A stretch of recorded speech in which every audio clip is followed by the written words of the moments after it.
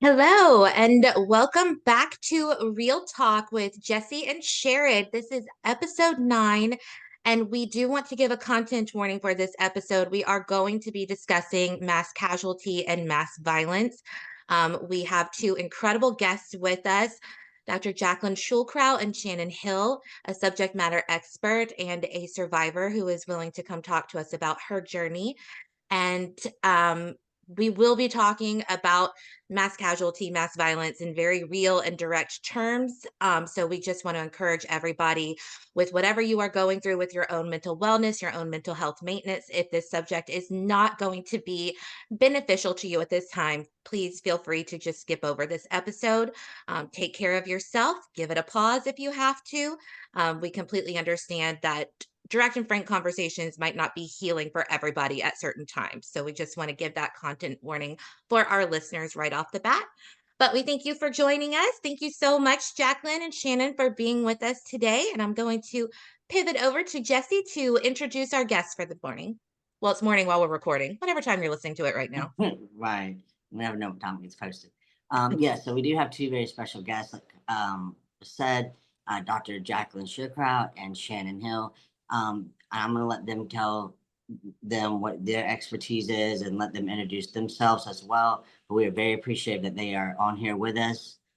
So I'll go to Dr. Jaclyn Schildkraut first. You go ahead and introduce yourself. Sure. Thank you guys so much for having us on your show. I am currently the executive director of the Regional Gun Violence Research Consortium at the Rockefeller Institute of Government in New York, working on both a shorter last name and a shorter title, but we're not there yet. And my research for the last, oh my gosh, it'll be 18 years this year, has been on mass shootings. And back in 2014, I actually started working with survivors of these tragedies, and that really sort of drove my research focus, which is what I'm going to chat with y'all about today.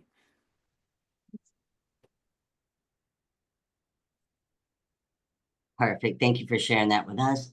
And then Shannon, if you just want to tell us a little bit about yourself and anything that you would like to share with your introduction.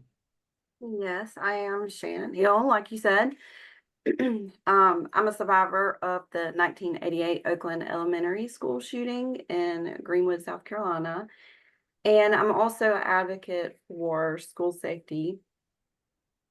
That kind of drove me into advocating for survivors as well, as I began my own healing journey through the school safety. I never realized that was going to open up things for me and feelings and a time that I never got to process. So yeah. Thank you for sharing that. And again, we are very appreciative that you both are on this episode with us. So thank you again. Thank you. Yes, we cannot thank y'all enough. I think it's amazing when we were chatting offline before we started recording. Dr. Jaclyn was telling us how so much of her research and what she is finding in resilience and how communities can recover after instances of mass casualty or mass violence, that taking the survivor's perspective is really the most important focus. And we are so grateful to have that perspective and to have the both of you on the show today. Throughout our interview for y'all, we're going to be trying to weave in Jackie's expertise as the subject matter expert and this lived experience that Shannon is willing to share with us, which we are so grateful for. We did cover this a bit in the introductions, Shannon, but I'm just wondering if you would be able to, just whatever you're comfortable sharing, maybe just give a little bit of background to our audience about what you've been through and what you've survived. Yeah. On September the 26th, 1988, a gunman walked into the front door of our elementary school. The door was unlocked. All doors for schools were unlocked then. It was not common practice like it is now to make sure the doors are locked.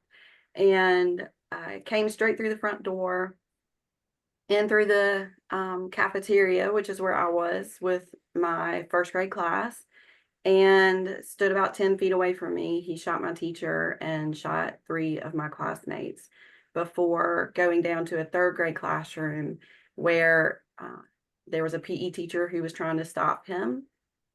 and he shot her. And then also he shot 5 students and wounded a 6th student.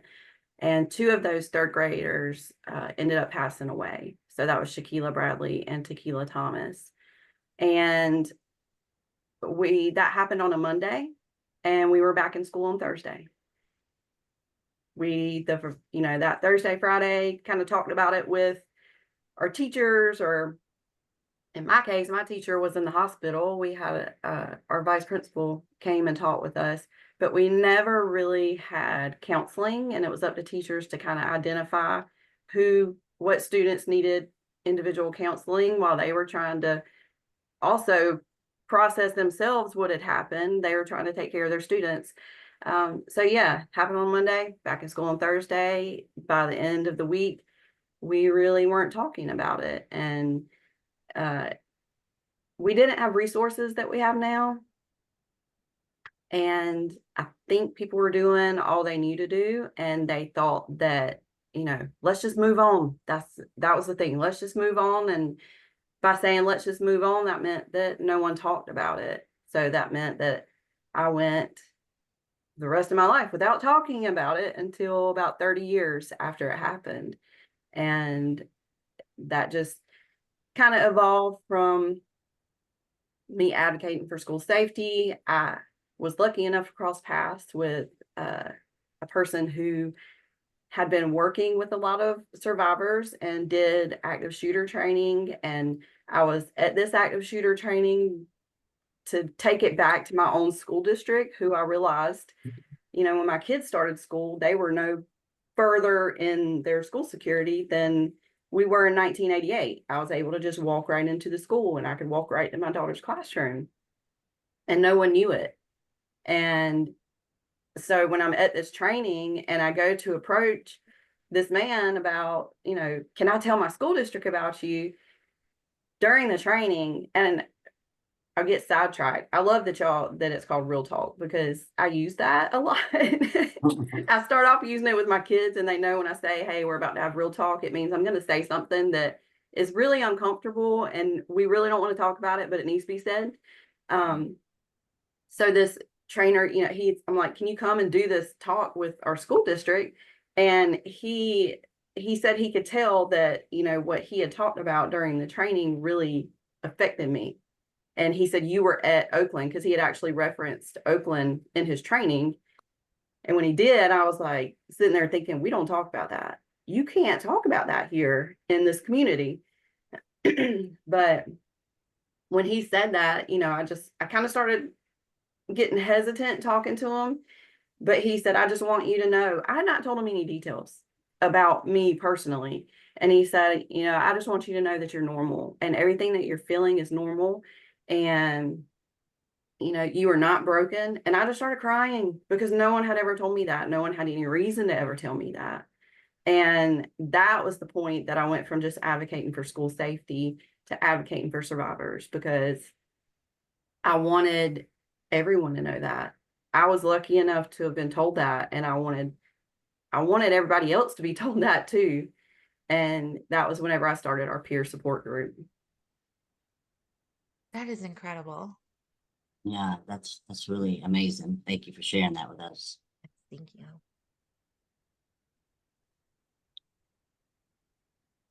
And I know we've been talking about school safety, and Jaclyn, do you mind telling us about your journey into researching and learning the best practices of preparing and responding to mass casualty events?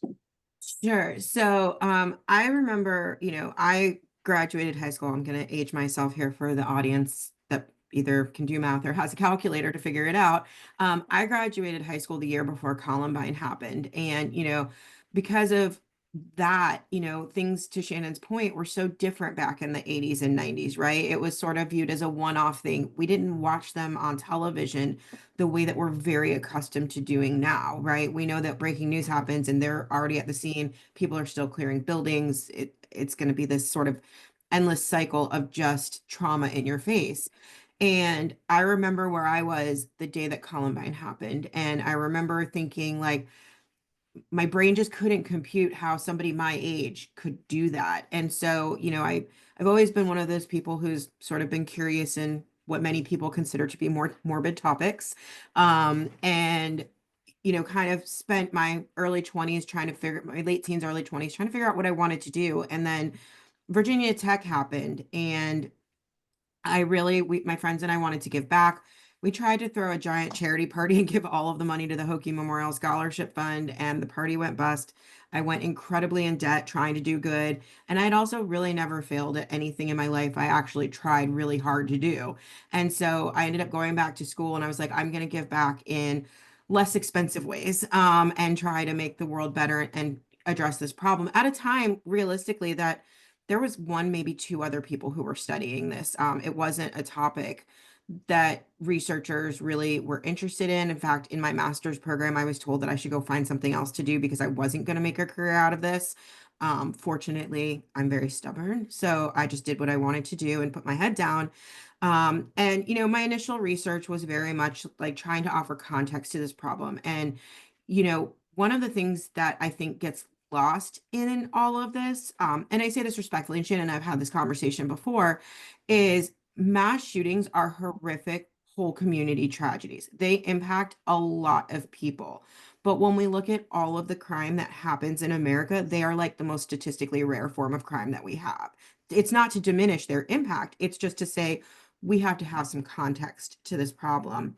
And unfortunately, while I may have had all the idealism in the world that I could get that context into the news stories, it wasn't happening. And so that was really where I started pivoting into the school safety space. I was really interested in emergency notification systems because how badly they had been employed at Virginia Tech. Had there been better protocols and a more streamlined notification process, it's entirely possible. I'm not here to Monday night quarterback. Ironically, we're also recording after the Super Bowl.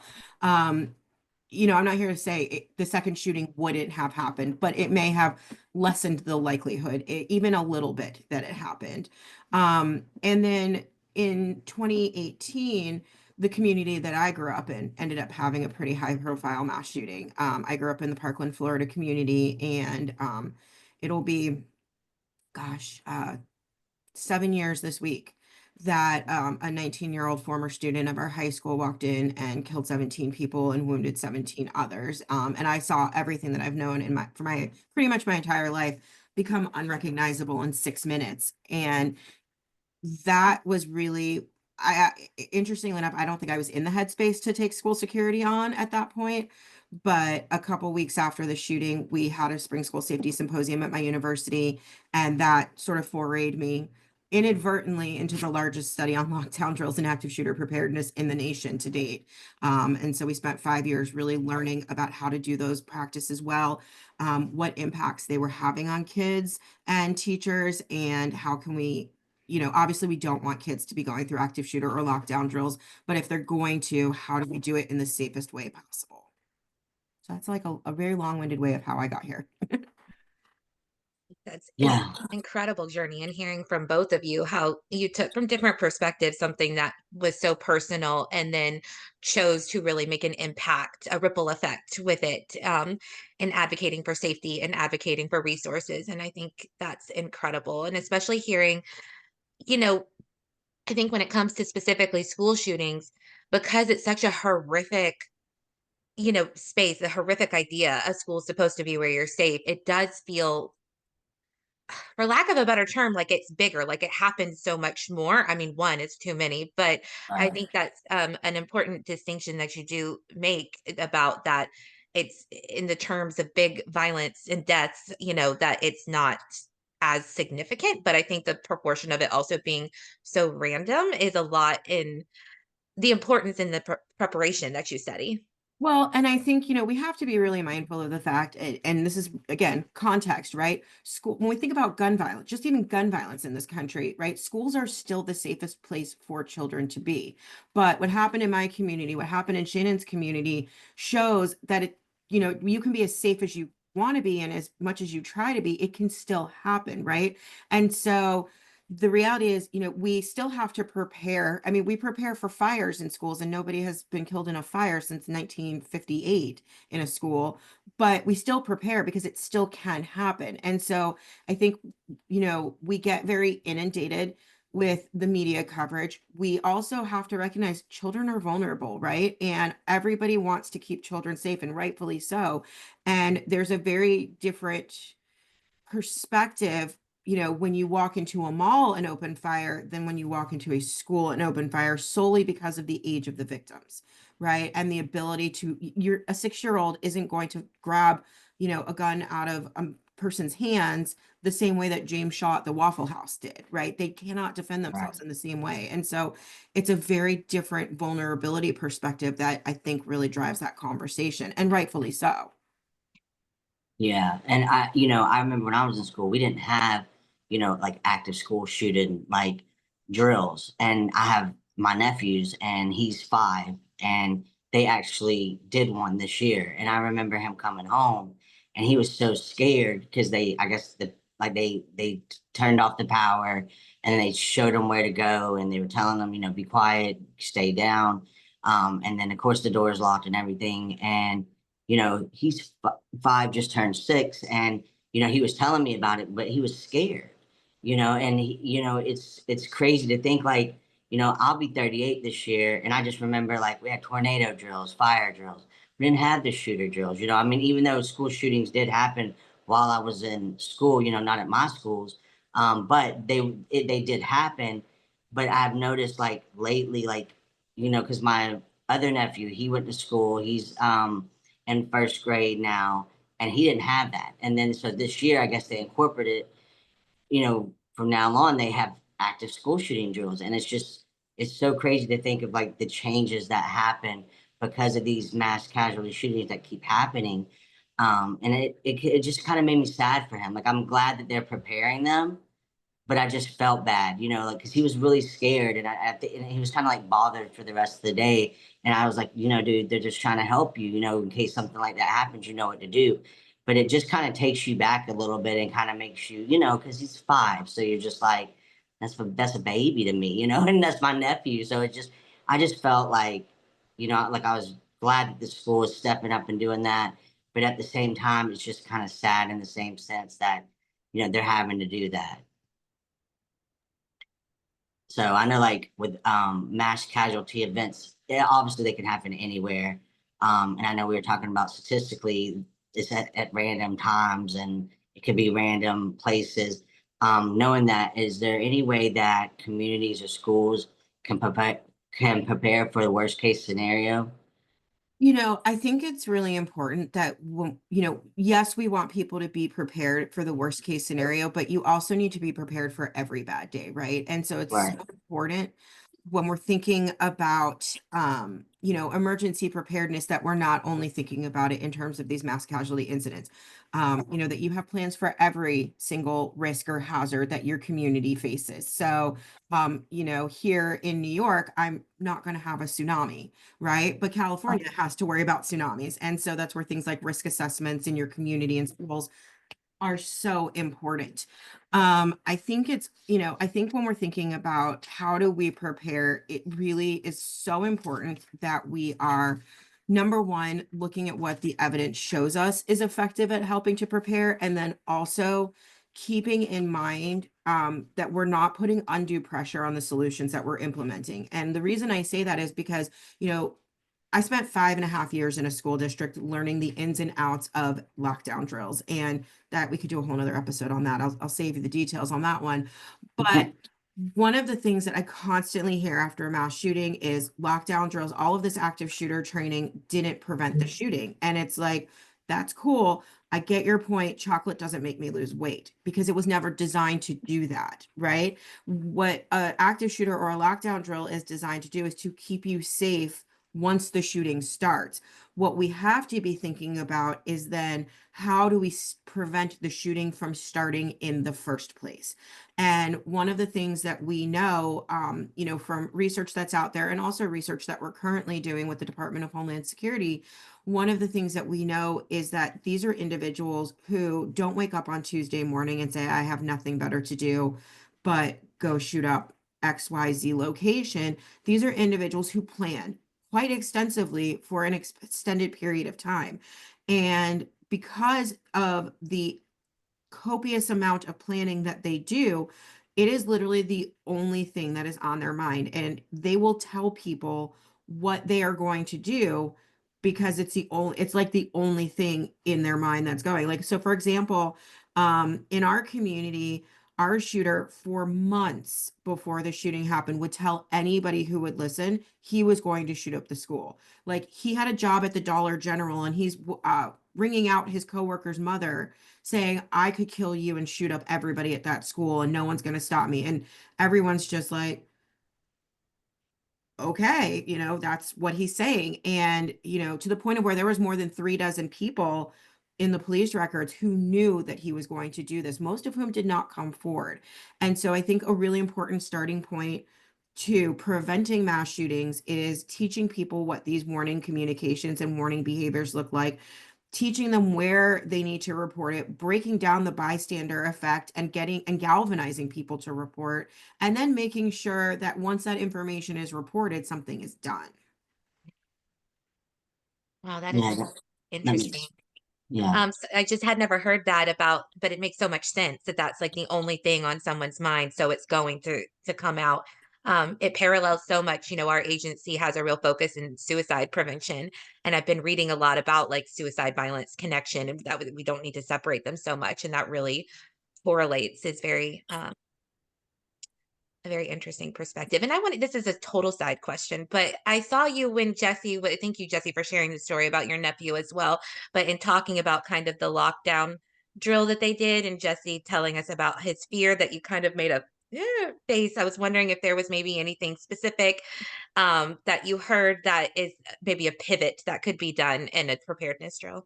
Yeah, I think, one thing I'll kind of offer some context is really a challenge about drills is the fact that you largely have two competing mindsets going on at the same time, right? There's all of us who know the world where this was not normal. And, the pre-99, pre-Columbine mentality where we just didn't do this in schools. And getting that mentality to 2024 where this has to be somewhat normal is really, really difficult. In my experiences, and obviously Jesse's had different experiences with her nephew, but in my experiences talking to kids, if you talk to them about these practices, it's very matter of fact. And Shannon, you've talked to your kids, so please jump in on this. They tend to talk about it very matter of factly, right? Like, I woke up, I ate Cheerios, I rode the school bus, I did a math test, I had a lockdown drill, I read some books, played with my friends, and went home, right? Because they don't know a world where it's different. And so a lot of the anxiety, in my perspective, and rightfully so, I can't imagine, I don't have children. I have obviously 3 dogs who are not behaving. I can't imagine what it's like as a parent to send your children to school in a post Sandy Hook, post Uvalde era and wonder if you're going to get them home in one piece or not at all. I cannot imagine what that is like.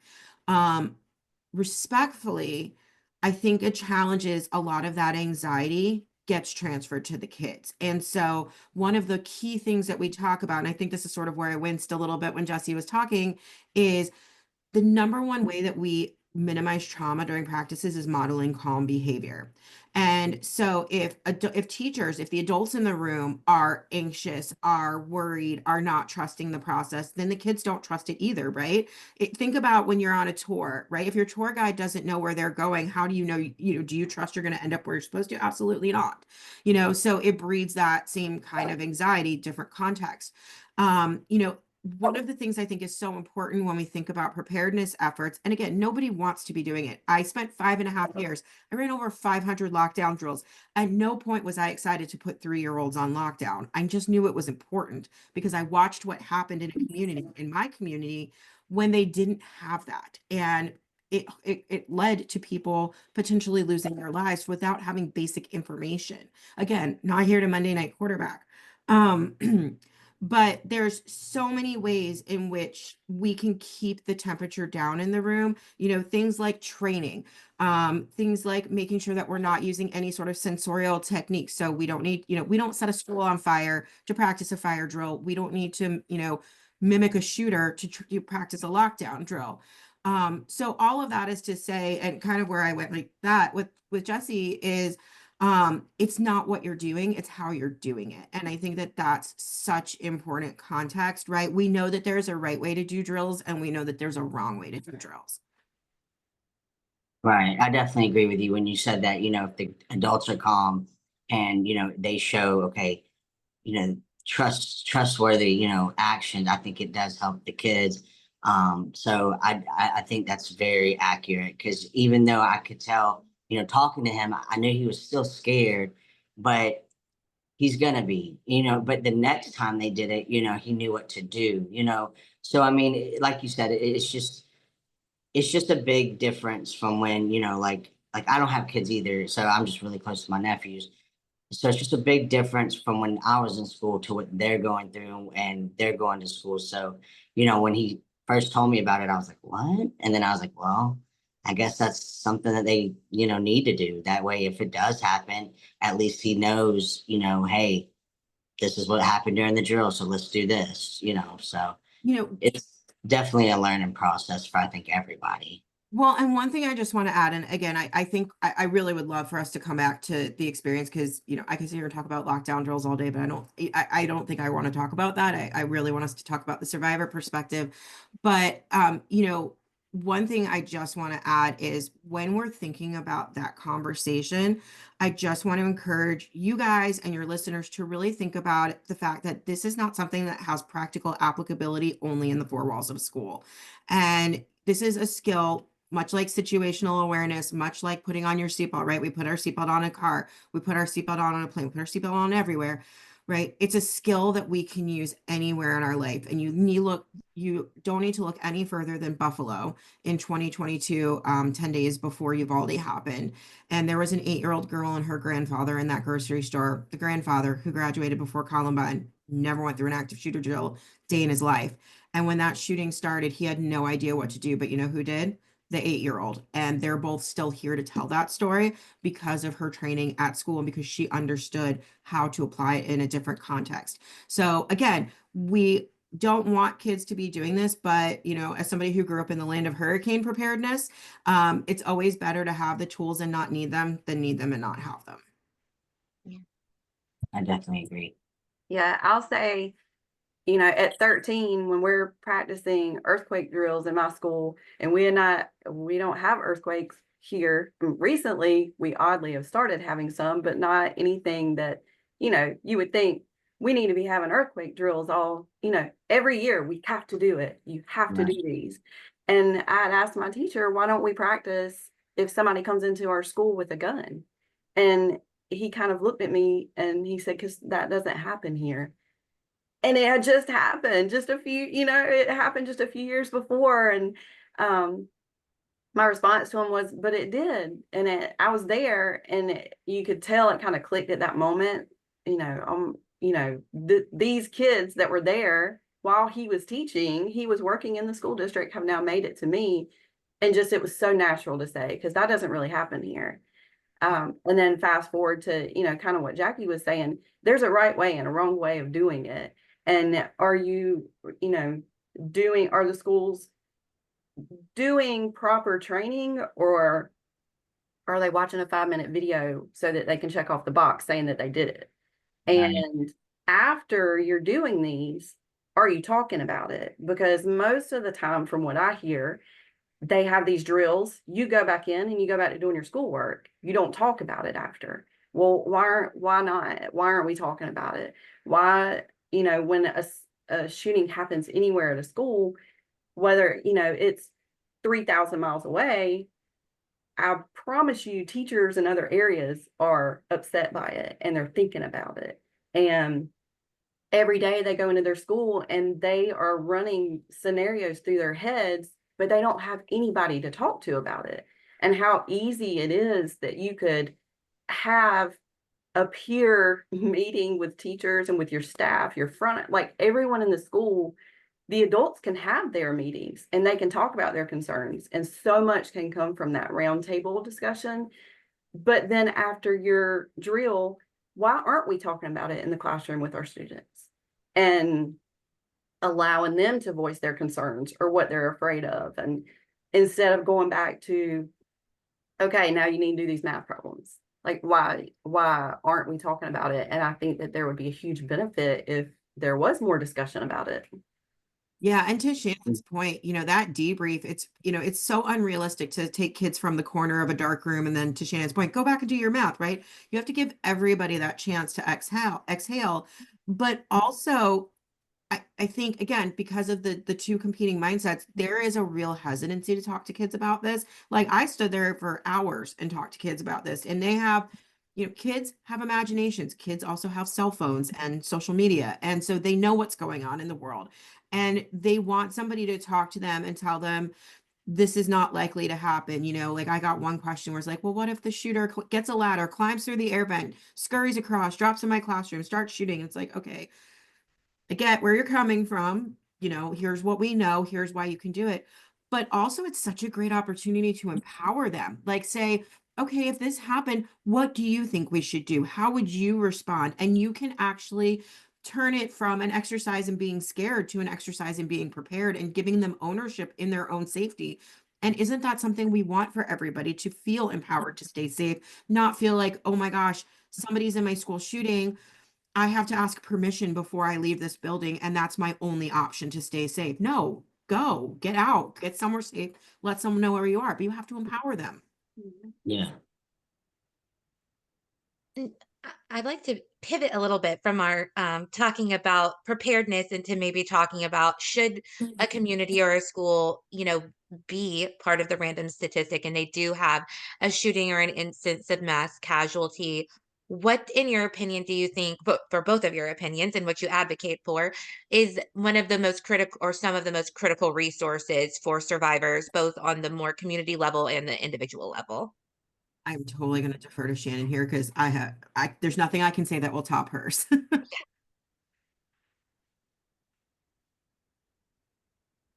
Um, you know, when I started our peer support group, I had someone ask me, have you ever talked to other survivors in other communities? Or have you ever talked to other people who are advocating? And I'm pretty resourceful, but when they asked me that, I felt really dumb because I was like, no, I've never really reached out to anybody outside of my community. And a quick search online, of resources for survivors of school shootings led me to the Rebels Project, which was started, from students who were at Columbine. And I connected with them, and I connected with, with Christina Anderson, and she does the Kashka Foundation, and she's a survivor from Virginia Tech. All these different people from different communities that I've connected with have impacted me just as much as talking with people who were actually at Oakland. And peer support groups, in my own opinion, and I think, Jackie found through her research, I mean, it was the biggest tool for me, and still is the biggest tool for me. I still turn to that. And even if you're in a group and you never post anything, or you never talk, or you do a virtual meeting with these people and you never turn your camera on, but you're listening, it is a reminder that you are not alone. And it pretty much validates your feelings, because they're going to say something that you're going to be able to completely relate to. And knowing that you are not alone, and knowing that you don't have to say, what's wrong with me? Why am I feeling like this? It's a feeling that I cannot describe. When you have gone, for me, 30 years of having all of these different effects that you didn't tie to what happened to you when you're 6 years old until you started therapy. And you're like, oh, that's why I'm like that. That makes sense now. And, my husband's in the background shaking his head. Yep. When people are, they're saying, does anybody else have this? Or, are you an over planner? And he's sitting there. Yep, she is, she is. And things start clicking and making sense. And that in itself makes you feel better. There's so many things now that we did not have in 1988. It's just, how are we utilizing them? And how are we getting the word out to let these people know that they have these resources? Whenever I started asking in our support group, you know, has anyone here had counseling? Has anyone here, you know, did you find something that worked for you to help you?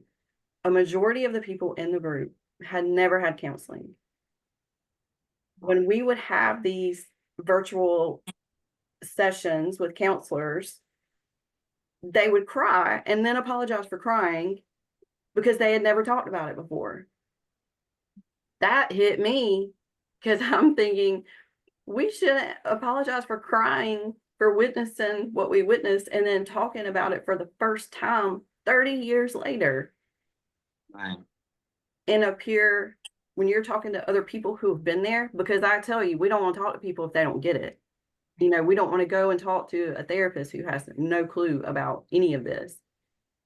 When you're talking to people who get it and they validate you and they, you know, have the same stuff going on that you do and they can completely relate to you, that gives you a feeling of, I'm not broken and I'm not it. I can tell you all day long that you're not alone. You know, I can wear a shirt that says you matter and walk out in the store, but if I never talk to people, it doesn't mean anything. You know, it doesn't, that it really let me know that I did matter and that I wasn't alone, being able to hear these stories from other people.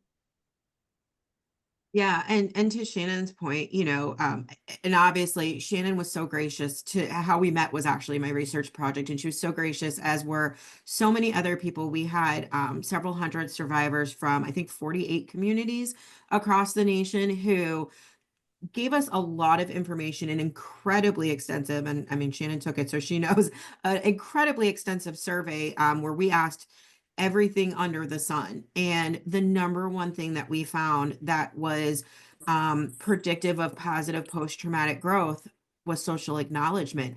And not just social acknowledgement from anybody, but again, social acknowledgement from what we call the similar other, right? Because I can say, as somebody who, I sympathize with you and I empathize, and I'm here to support you however you need.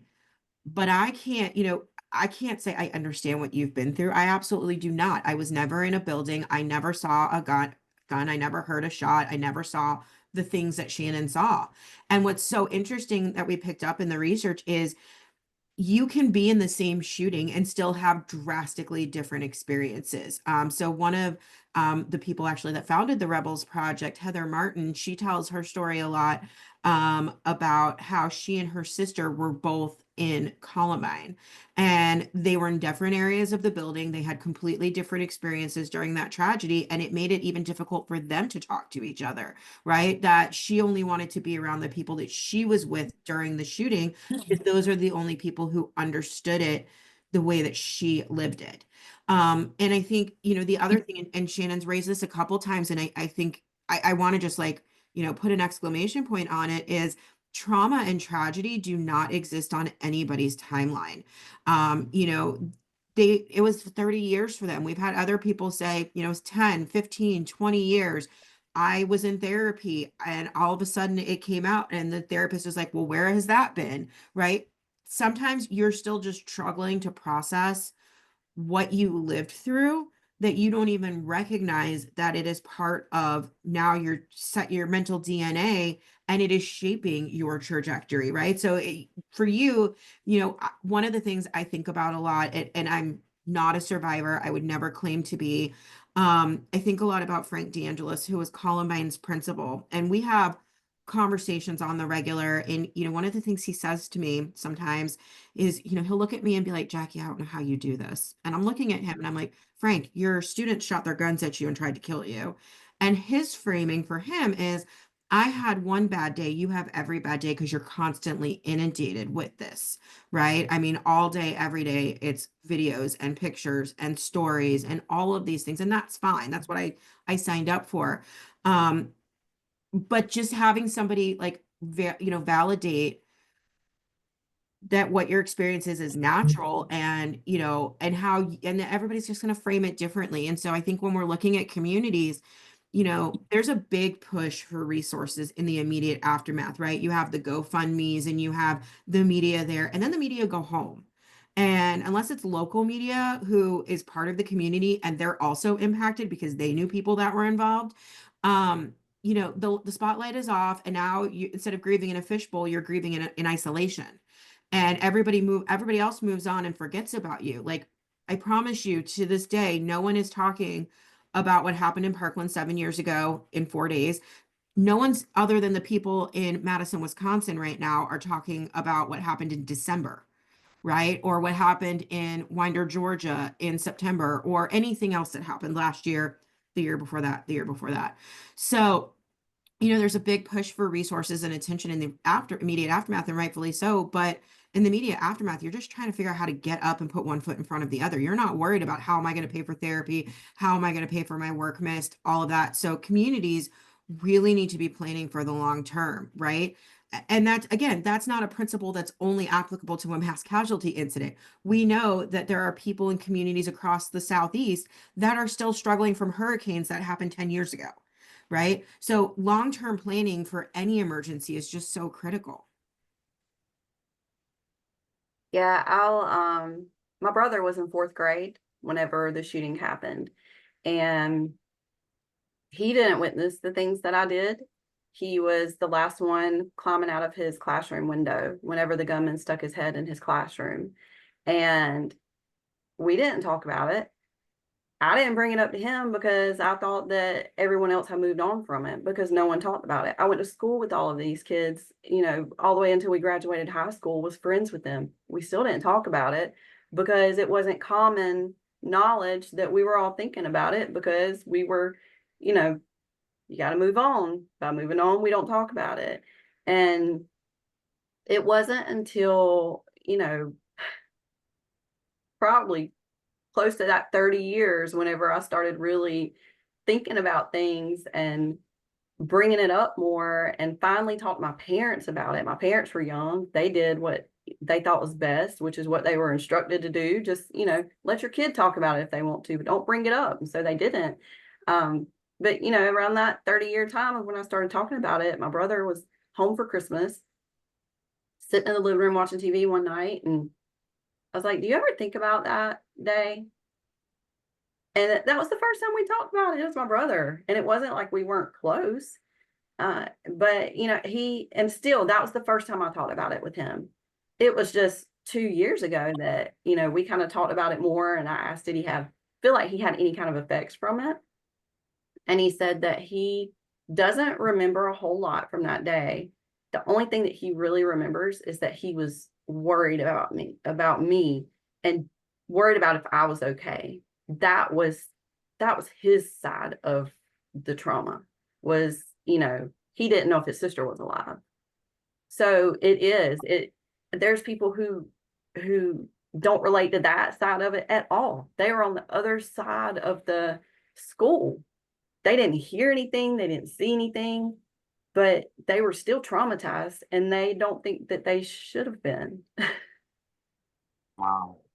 Interesting sometimes the way that I don't know, the way that sometimes we can conceptualize trauma into thinking that like you have a choice whether you get to be traumatized by something or not. And, trying to compare actual experiences where it's kind of like if you have trauma symptoms, you were traumatized, and there's nothing to be ashamed of in that. It's a lot of strength to recognize what's going on internally.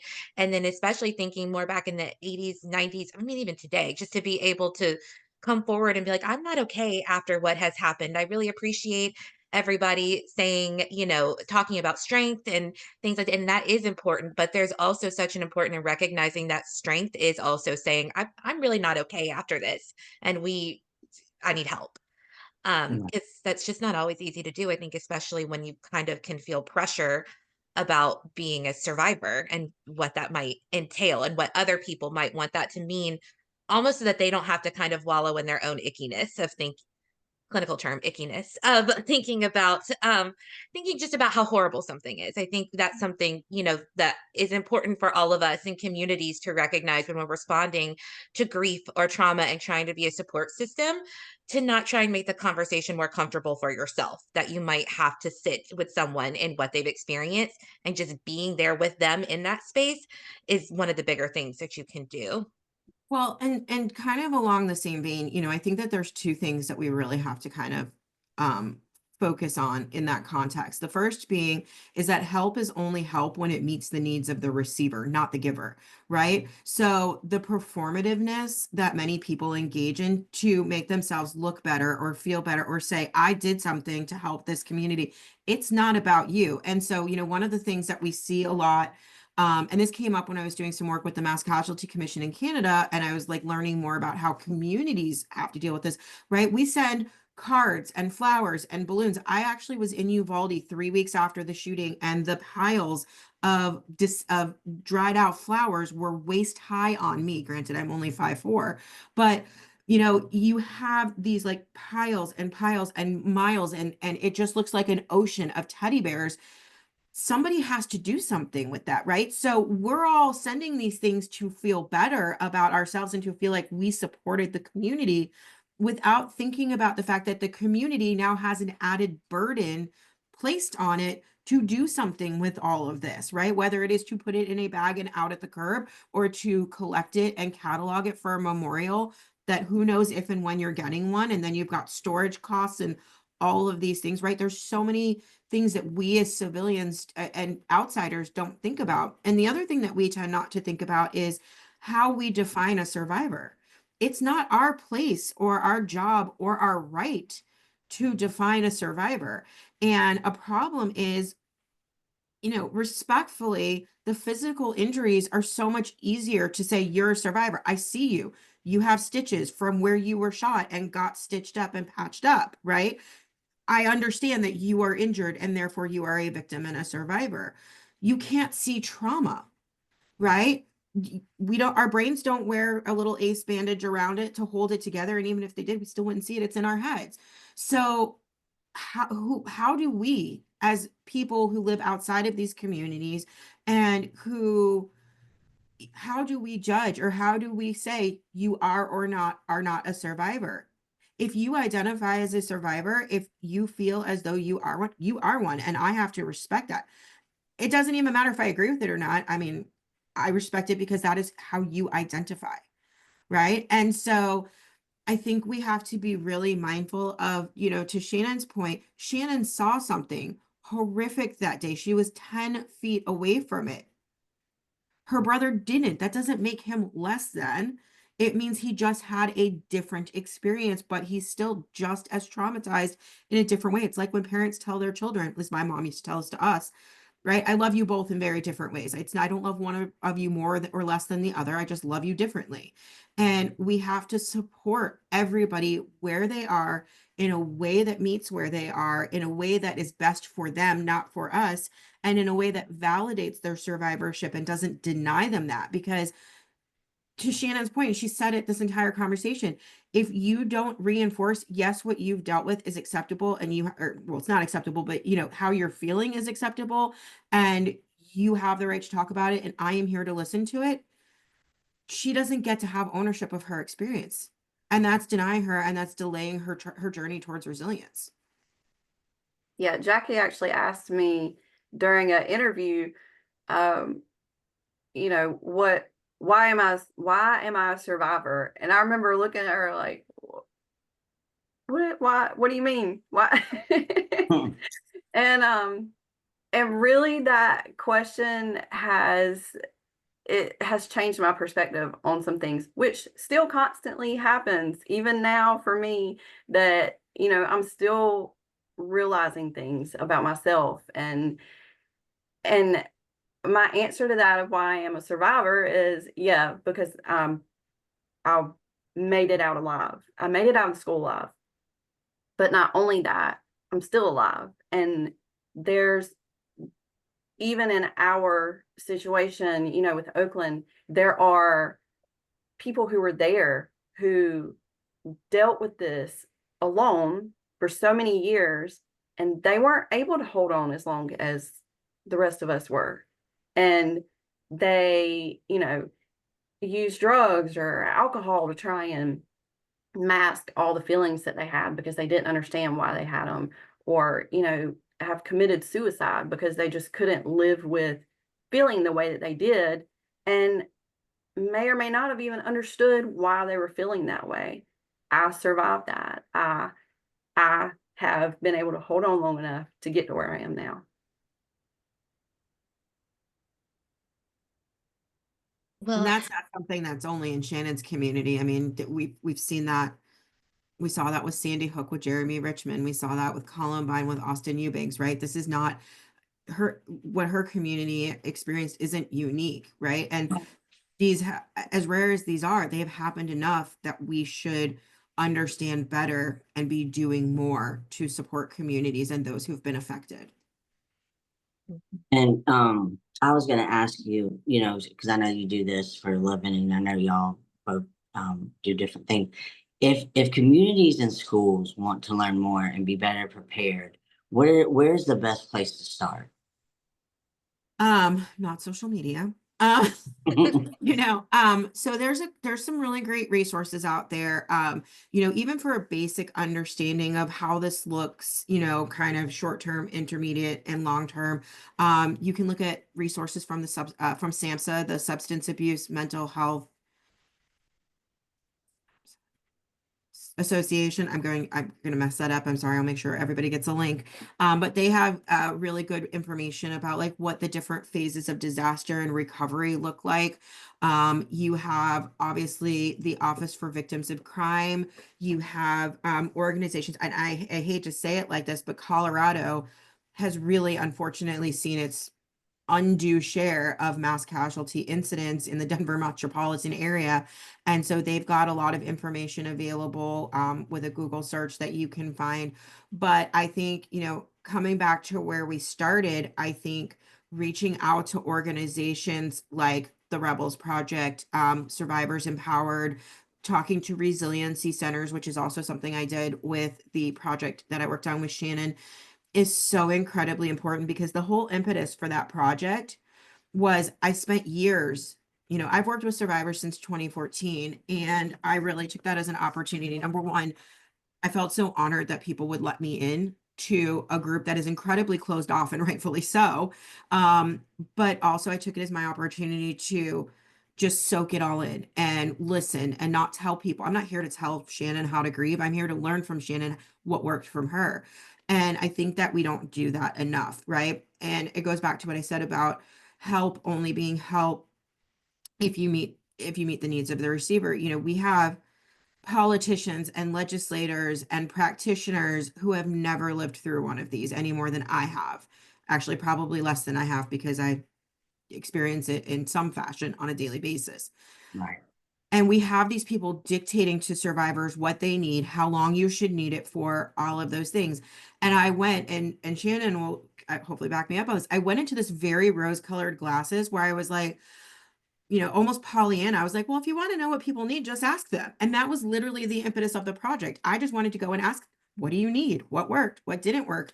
And I think if we did that on a bigger scale, if we gave survivors a seat at the table to dictate their own recovery journey, we would be so much further ahead than we are, because we would be meeting their needs. Right now, we're just like, okay, great. So you need resources that consist of X, Y, and Z for ABC amount of time, and then that's it. We're done. And everybody gets to move on with their lives. And by the time survivors are deciding, hey, I'm ready to talk about this, or I need help, those resources are gone.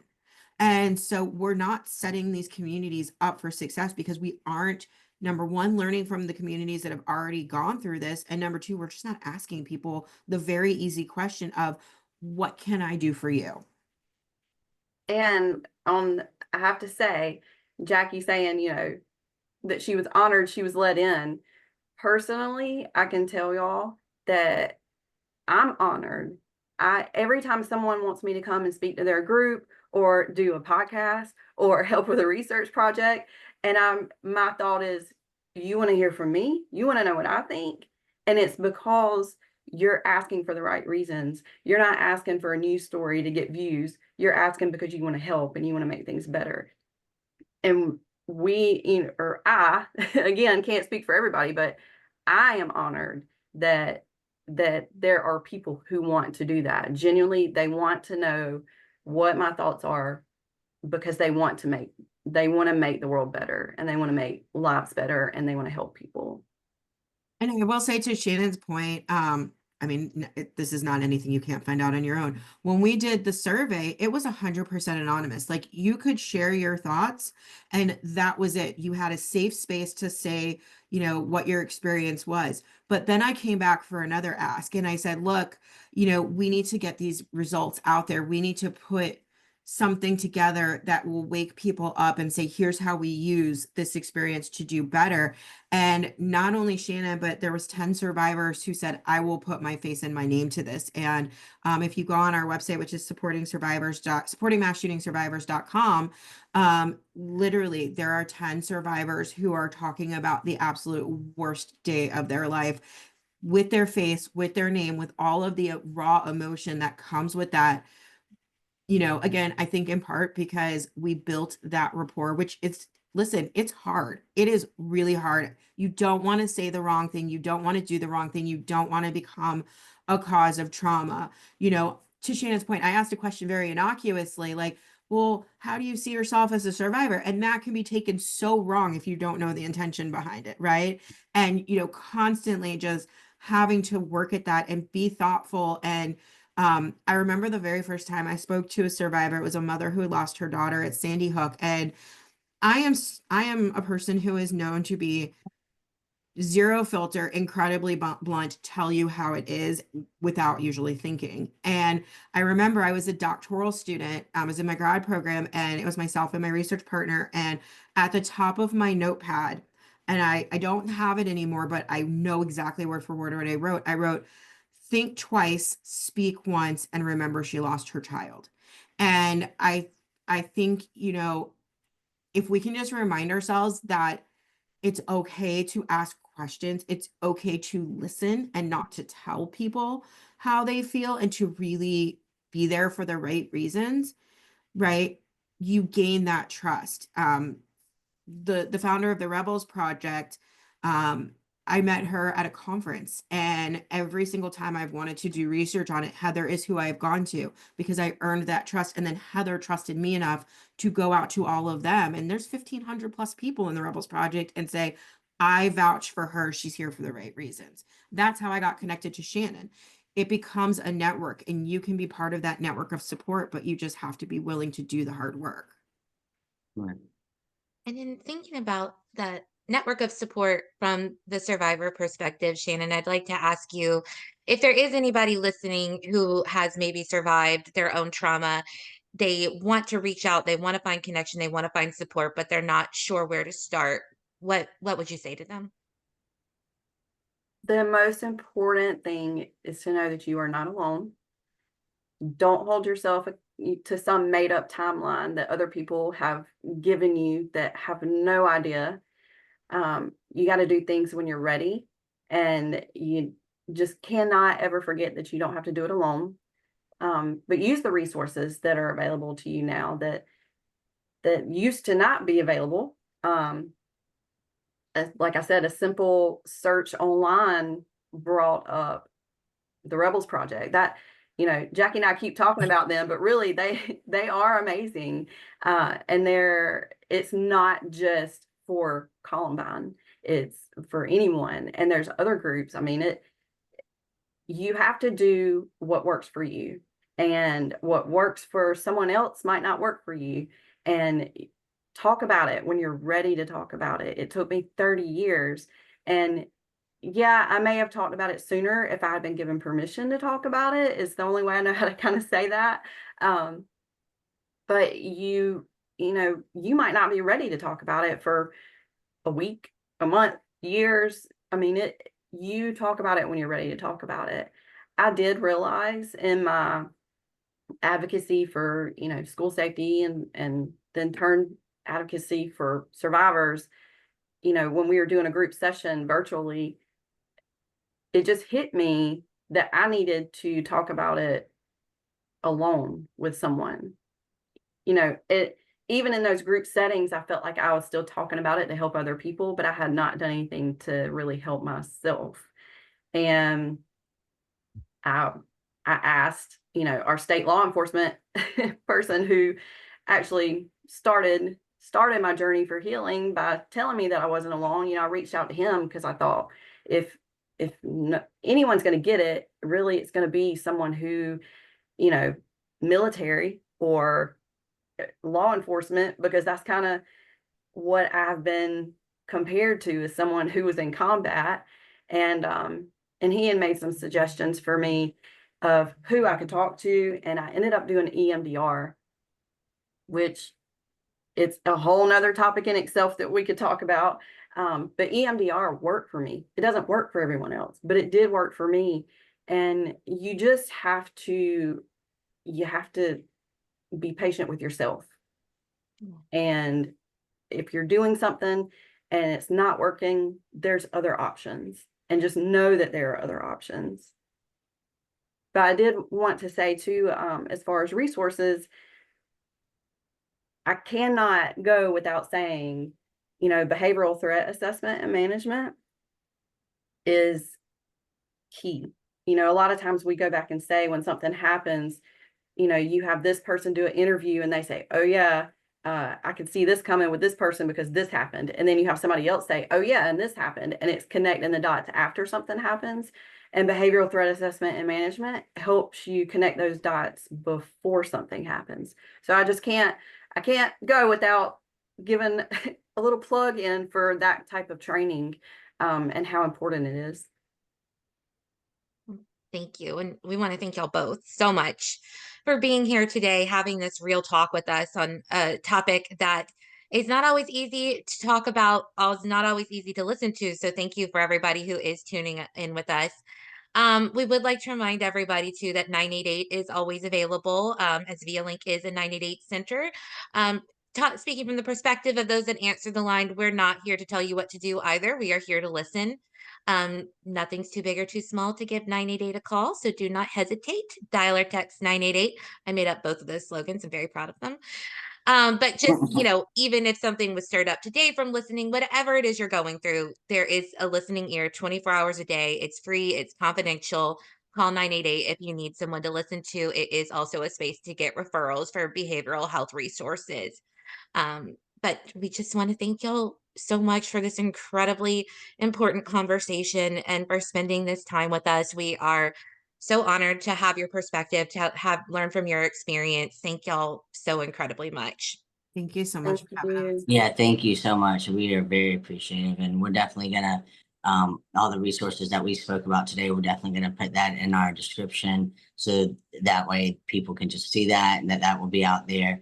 But again, thank you so much for, you know, just being here and sharing both of your stories. It means the world to us. So we are really appreciative. So thank you very much. Thank you. Thank you. All right, Jesse, let's go for our slogan. Thank you for joining us today for Real Talk. No No filters, filter, no no fluff, fluff, just real real talk. talk. We're getting better. Yeah, we're Thank you, doing everybody. good.